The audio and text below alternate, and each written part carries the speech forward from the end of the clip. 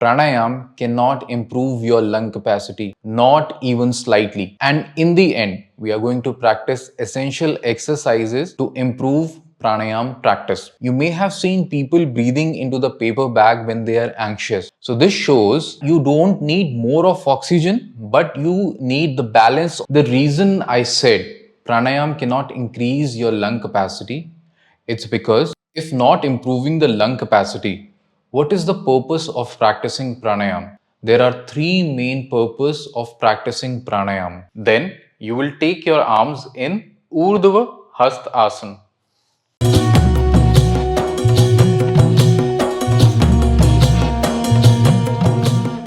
The purpose of practicing pranayam is to improve your lung capacity and increase the level of oxygen in the body. This is a common belief among yoga practitioners and yoga teachers, but this is not true.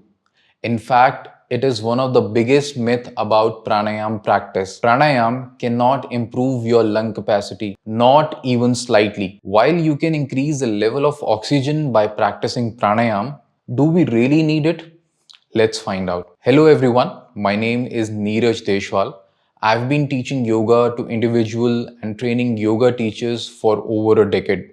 In this lesson, we are going to talk about the purpose of practicing pranayam. We are going to clear the myths about pranayam practice, and in the end, we are going to practice essential exercises to improve pranayam practice. Now let's talk about myth number 1.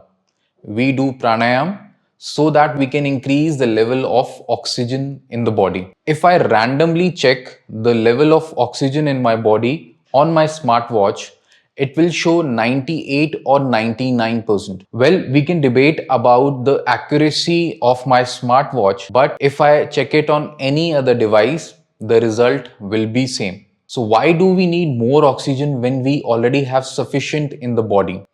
Actually, we don't. Let's understand why. Now let's do some rounds of Kapalbhati and see what happens.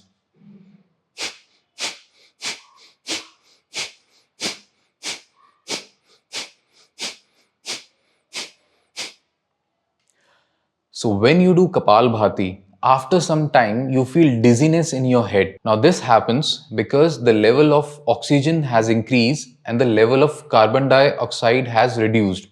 Now because of this reduced carbon dioxide, blood flow to your brain is restricted. So this shows that you both need oxygen and carbon dioxide for proper functioning of your body. You may have seen people breathing into the paper bag when they are anxious. Now again, this happens because of the anxiety. The oxygen levels are high, carbon dioxide is low. So they breathe into the paper bag so that the carbon dioxide level can rise. So this shows that you don't need more of oxygen, but you need the balance of oxygen and carbon dioxide. And that is what pranayam does. It balances the oxygen and carbon dioxide level in the body, and it improves the absorption of oxygen in the body. Now, let's talk about myth number 2. Pranayam improves your lung capacity. The reason I said pranayam cannot increase your lung capacity, it's because your lungs have a fixed anatomical structure which is determined by the size of your thoracic cavity and the elasticity of your lung tissues. So your lung capacity is fixed.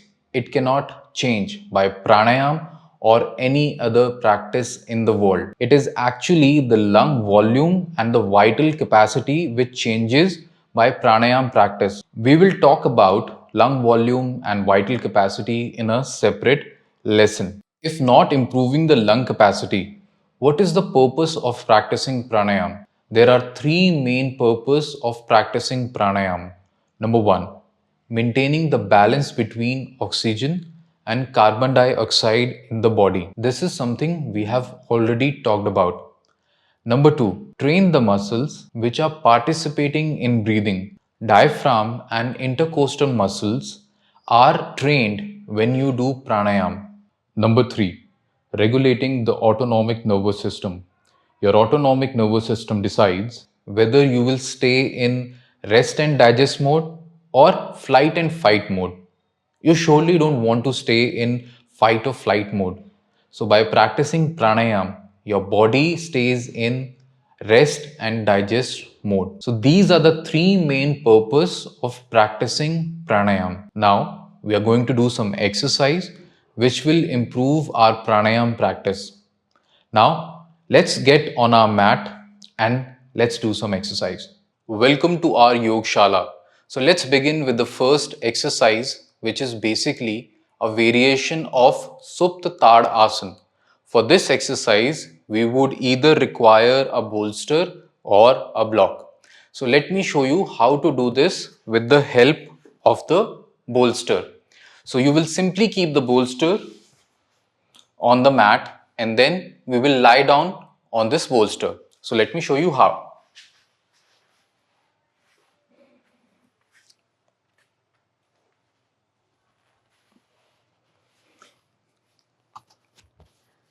So your torso will lie on the bolster. Make sure your knees are extended and your toes are active. Don't keep your toes dull.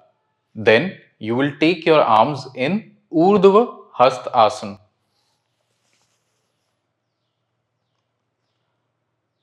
This will activate your intercostal muscle, which will improve your respiration.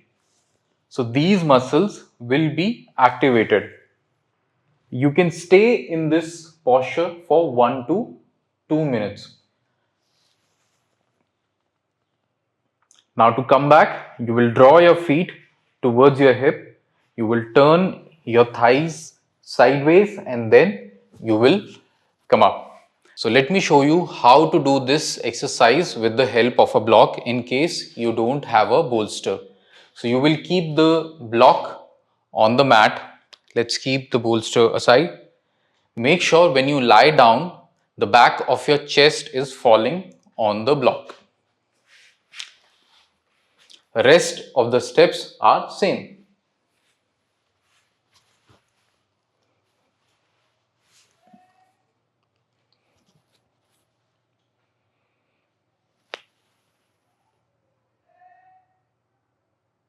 Now again, you can stay here for 1 to 2 minutes.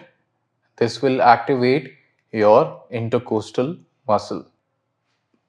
Now to come back, bring your feet closer to your hip and then turn to the side and then come up.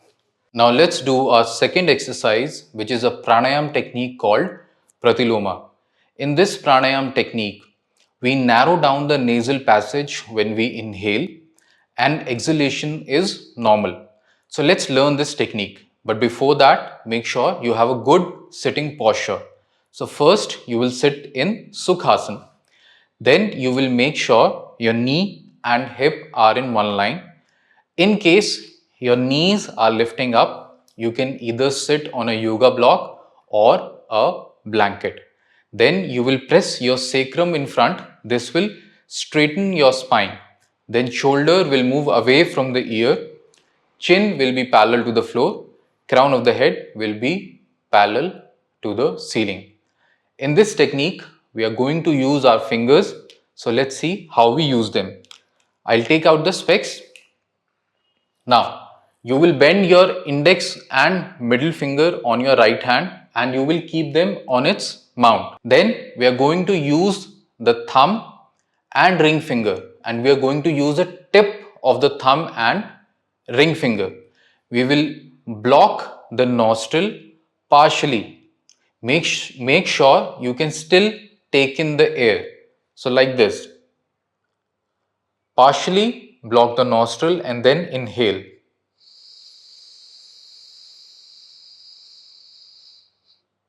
Then keep your hand on your thighs and then exhale.